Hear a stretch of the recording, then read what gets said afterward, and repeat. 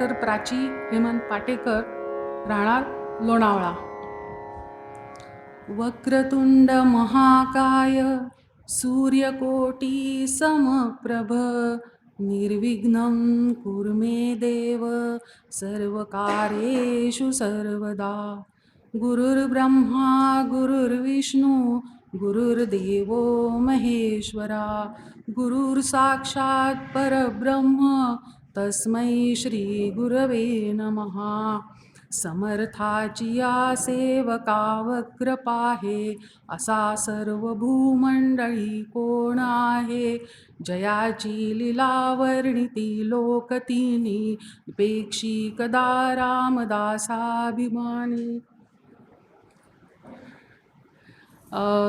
खरं तर मी असं मानते की आज प्रत्यक्ष सादरीकरण आहे, त्याच्याही पेक्षा आदरणीय गुरुजनांना ही गुरुदक्षिणा आहे, ती त्यांनी गोड मानून घ्यावी. समर्थ रामदासांच्या शिष्या आणि मठाधिपती सतीबाई आणि त्यांचे पती कमलाजी पंत शहापूरकर यांची कथा मी आज सांगणार आहे. महाराष्ट्र तर ही संतांची भूमी आहेच आहे, अतिशय पवित्र झालेली अशी त्यांच्यामुळे ही भूमी आहे. महाराष्ट्रात प्रमुख संत होते आणि खूप होऊन गेले, पण त्याच्यापैकी माऊली, संत नामदेव, संत एकनाथ, संत तुकाराम आणि समर्थ रामदास हे प्रमुख संत मानले जातात.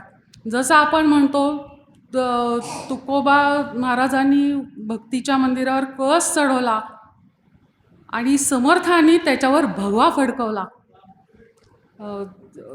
हिंदू धर्म जो लयाला चालला होता त्याला पुनरुज्जीवन द्यायचं काम समर्थांनी केलेलं होतं. आणि एक तेव्हा जी सामाजिक स्थिती झाली होती, राजा नव्हता, तर एक जाणता राजा प्रजेला द्यायचा हा त्यांचा प्रयत्न होता. आणि ते त्यांचं स्वप्न होतं की ह्या पृथ्वीवर आनंदभुवन व्हावं म्हणून. आणि त्यांचं स्वप्न साकार झालं. आणि शिवाजी महाराजांचं प्रत्यक्ष राजकारण आणि समर्थ रामदासांचं त्यांचे गुरु म्हणून अप्रत्यक्ष राजकारण असं सगळं झालं होतं. आणि समर्थांनी मुख्य म्हणजे सामाजिक कार्यच जास्त केलेलं होतं. त्याच्यावर अध्यात्माबरोबरच सामाजिकतेवर त्यांचा खूप भर होता. अशी त्यांच्या एका शिष्याची कथा. सातारा जिल्ह्यातलं एक छोटं खेडगाव शहापूर. आज तुम्हाला शहापूर म्हणलं की 11 मारुतीतलं शहापूरचा मारुती आठवतो, अगदी बरोबर आहे, तोच तो. तर त्या खेड्यात छोट्याशा कमलाजी पंत शहापूरकर आणि त्यांच्या पत्नी सतीबाई राहत होते. गुणागोविंदाने राहत होते. मोठा वाडा होता, चांगलं मोठं कुटुंब होतं, अतिशय गुणागोविंदानं ते राहत होते. आर्थिक सुबत्ता पूर्ण होती त्यांच्याकडे. आणि हे कमलाजी पंत जे होते ते आदिलशहाच्या चाकरीत होते, त्याच्यामुळे जरा थोडंसं अध्यात्मापासून ते लांबच होते. आणि सतीबाई आध्यात्मिक होत्या, पण त्यांच्या आध्यात्मिकतले विचार फारच काहीतरी वेगळे होते. सगळ्यात महत्त्वाचं म्हणजे त्यांना घरात रामनामच घेतलेलं आवडायचं नाही. का तर रामनाम अंत्यसंस्काराच्या वेळेस घ्यायचं असतं, मग एरवी ते घ्यायचं नाही, हा असा त्यांचा नियम. आणि त्या कटाक्षाने स्वतःही पाळायच्या आणि घरातल्या दुसऱ्या लोकांनी पाळायला लावायच्या. तेव्हा रांजणखिंडीच्या जवळ एक टेकडी होती, तेव्हा समर्थ त्या गावात वास्तव्याला आले होते. आणि दिवसा ते भिक्षा मागायला शहापूर गावात येत असत. आणि त्या वाड्यात ते एक दिवस आले भिक्षा मागायला.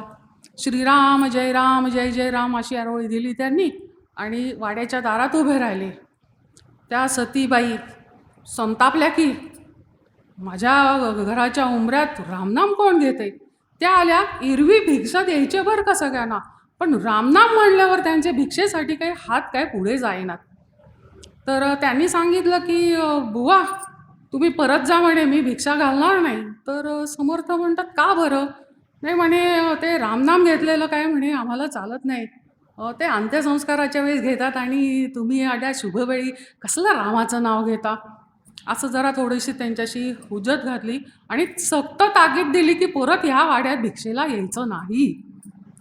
आणि समर्थ गेले. पण समर्थ असते. काही गोष्टी ते जाणत होतेच. त्यांना सामाजिक कार्य करायचं होतं. त्याच्यामुळे त्यांनी ठरवलं नाही आता परत जायचं. आणि त्याच्यानंतर ते रोज जायला लागले. श्रीराम जय राम जय जय राम म्हणायचे, माय भिक्षा वाढा म्हणायचे. पण ह्या काही भिक्षा द्यायच्या नाहीत. परत काहीतरी त्यांना बोलायच्या आणि सरळ परतवून लावायच्या. असं काही दिवस होत चाललं. समर्थही नेटाने जात होते आणि सतीबाई पण नेटाने त्यांना परतवून लावत होत्या. एक दिवस काय झालं, असं समर्थ नेहमीप्रमाणे आले. पण वाड्यात पूर्णपणे शांतता. सगळे कुटुंब, ते वाड्यातले लोक सगळे चिंतातूर होते. चिंताजनक अवस्थेत असे बसून राहिलेले होते. तर समर्थ चौकशी करतात, काय झालं? तर त्यांना असं समजतं की ते जे कमलाजी पंत आहेत त्यांना आदिलशहाच्या अधिकाऱ्यांनी पकडून नेलं. का तर गावातल्या काही वसुलीचे जे हिशोब होते त्याच्यात काहीतरी घोटाळा झाला, म्हणून त्यांना पकडून नेलं. म्हणून हे सगळे चिंता करत बसले होते की आता काय करायचं. आणि सतीबाई नेहमीप्रमाणे पुढे आल्यात आणि त्या समर्थांना म्हणल्या, बघा तुमच्यामुळेच हे सगळं असं झालं. मी तुम्हाला सांगत होते रामनाम घेऊ नका आणि तुम्ही घेत होतात म्हणूनच असं झालं. समर्थांचा स्वतःवरचा विश्वास खूप मोठा, त्याच्याही पेक्षा जास्त विश्वास त्यांचा रामरायावर होता. तर ते म्हणतात, ठीक आहे, हे संकट माझ्यामुळे आलं ना, या संकटातनं तुम्हाला बाहेर काढण्याचं काम हे माझं.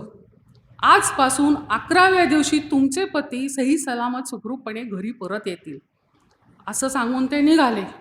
आणि का देव जाणे, सतीबाईंच्या मनात मग कुठेतरी काहीतरी थोडी श्रद्धा निर्माण झाली, थोडी निष्ठा निर्माण झाली आणि मग त्या जरा थोड्याशा स्वस्थ झाल्या. आता बघा, ही रामनाम न घेणारी स्त्री, त्या रामनामाला अशुभ मानणारी स्त्री, तिच्या हृदयात कसं परिवर्तन होत जातं आता ते आपण बघू.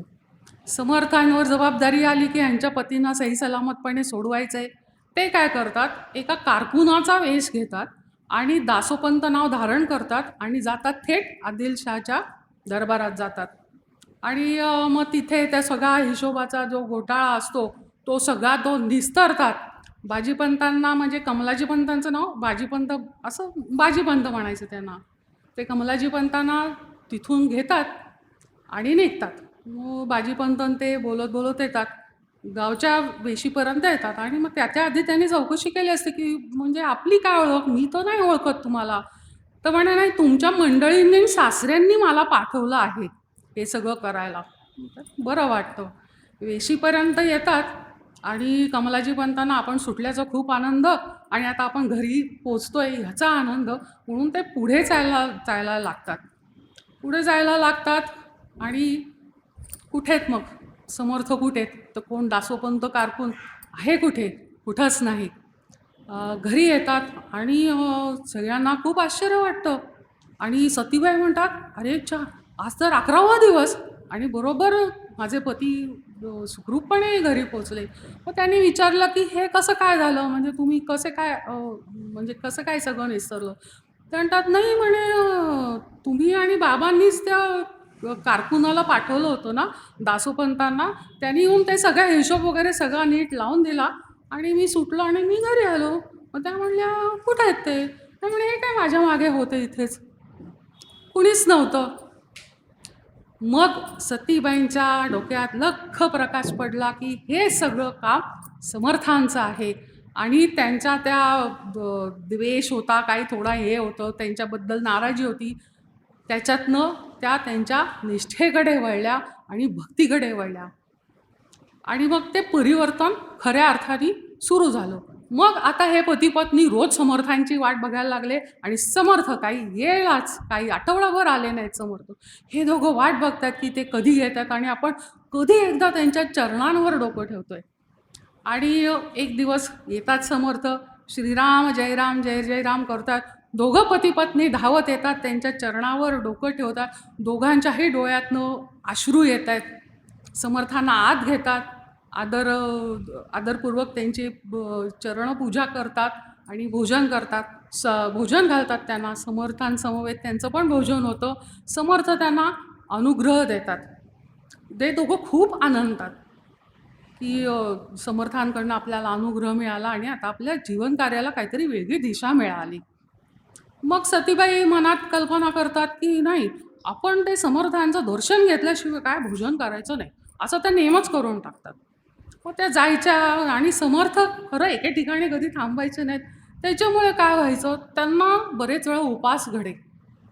पण त्यांना त्याचं काही नव्हतं. त्यांच्या डोक्यात पक्कं होतं की आपण त्यांचं दर्शन घ्यायचं आणि मगच भोजन करायचं. एकदा काय झालं, चंद्रगिरीच्या घळीत समर्थ होते. ह्या आपल्या शोधत शोधत निघाल्या. त्यांनी काय केलं होतं, भाजणीच्या थालपीठाची अशी भाजणी जवळ ठेवली होती पुरचुंडी, की आपण समर्थांना ते करून घालूयात म्हणून. आता शोधायला जाऊ. त्या चंद्रगिरीच्या घळीत येतात. आता घळीत हिंस्त्र श्वापद असतात. समोर 2 मोठे वाघ असे गुरगुरत बसलेले असतात. पण बघा, एक स्त्री असूनही सतीबाई घाबरल्या नाहीत. कारण का, सद्गुरू भेटीची ओढ होती त्यांना. त्यांना ते वाघ दिसतच नव्हते. त्यांना एवढंच माहिती आहे, घळीत समर्थ बसले, मला त्यांचं दर्शन घ्यायचं आहे, मी जे काही जवळ आणलेलं आहे ते त्यांना मला खायला घालायचं आहे, हे एवढंच त्यांच्या मनात होतं. त्या बिलकुल वाघांना घाबरल्या नाहीत. अत्यंत निर्भयपणे त्या तिथून पुढे गेल्या. आणि वाघ पण बघा ना, त्यांची सद्गुरूची ओढ, त्यांची निष्ठा बघून वाघ दोघंही बाजूला झाले आणि त्या समर्थांकडे गेल्या आणि म्हणल्या की आता आपल्याला हे करायचं. आणि 1-2 मिनिटात आणि समर्थांनी मग सांगितलं की तुम्ही असा नेम करत जाऊ नका, आम्ही कुठेही असतो, काय हे असतो. आणि मग त्यांनी साग्रसंगीत तिथं स्वयंपाक केला, तिथं व्यवस्था करून ठेवली होती. ते सगळा साग्रसंगीत स्वयंपाक केला आणि नैवेद्य दाखवलं आणि समर्थांना जेवायला वाढलं त्यांनी. समर्थांनी सांगितलं की जे काही आहे ते एकदाच मला पानात वाढा तुम्ही, परत मागे मला वाढायला यायचं नाही, मागे वळून पण बघायचं नाही. त्या म्हणतात ठीक आहे. आता खरं तर माणसाला क्युरिओसिटी असते, बघायचं नाही म्हणजे मग काय आहे, मग मी तर नक्कीच बघणार. तर तसं नाही, त्यांनी निष्ठेने नाही, गुरूंनी सांगितलंय ना, मग नाही बघायचं. त्या 2 पावलं 4 पावलं मागे येतात आणि मग त्या वळून बघतात सरळ. आणि खरं का वळून बघतात, तर आपण काही पदार्थ वाढायचं विसरलो नाहीत ना, काही कमी जास्त नाही ना झालं ना, हे बघायला येतात. पण एक विलक्षण दृश्य त्या बघतात आणि एका विलक्षण प्रसंगाची अनुभूती घेतात. ते म्हणजे समर्थांसमवेत प्रत्यक्ष हनुमान जेवायला बसले होते. त्या हनुमंतांच्या तेजाने विलक्षण त्यांचे डोळे दिपतात आणि त्या मूर्छित होऊन पडतात. मग समर्थ त्यांना जागे करतात आणि खूप मोठा भाग्यवान आहात तुम्ही की तुम्हाला दर्शन घडलं म्हणून. मग त्या म्हणतात नाही, पण हे असंच दर्शन मला नेहमी घडावं, त्याच्याशिवाय कसं होणार. मग समर्थ काय करतात, शहापूरच्या त्यांच्या वाड्यात जातात आणि तिथे स्वहस्ते मारुतीची स्थापना करतात आणि त्यांना सांगतात की इथून पुढे ह्या मारुतीची मनोभावे पूजा करायची, भक्ती करायची, सेवा करायची, ह्यांनाच नैवेद्य दाखवायचा आणि भोजन करायचं आणि जे काय मनात काय असेल ते मी समजून यांच्याशीच बोलायचं. आणि त्या तसं करतात आणि आता याचं मठात रूपांतर होतं त्याच्यानंतर. आणि त्या स्वतः रामसेवेला लागतात आणि त्या समाजकार्य असं करतात की त्या गावातल्या सगळ्या लोकांना रामनामाची, भजनाची आवड त्या मनात त्यांच्या निर्माण करतात. म्हणजे एक रामनामाला अशुभ मानणारी स्त्री रामभक्त असलेल्या समर्थ रामदासांच्या मठाची मठाधिपती झाली. ही तिची सद्गुरू भक्ती, ही तिची निष्ठा. आणि श्रीयुत अनंतबुवा रामदासी यांनी म्हटलं आहे की हिच्यामुळे सारा गाव नाही भजनाला लागला, तर सगळी गावच्या गावं समर्थांच्या भजनी लागली. अशा या सतीबाई मसूर शहापूर मठाच्या मठाधिपती आणि यांनी पुढे पण उत्तम कार्य केलं. माझी ही छोटीशी सेवा तुम्ही गोड मानून घ्या. जय जय रघुवीर समर्थ.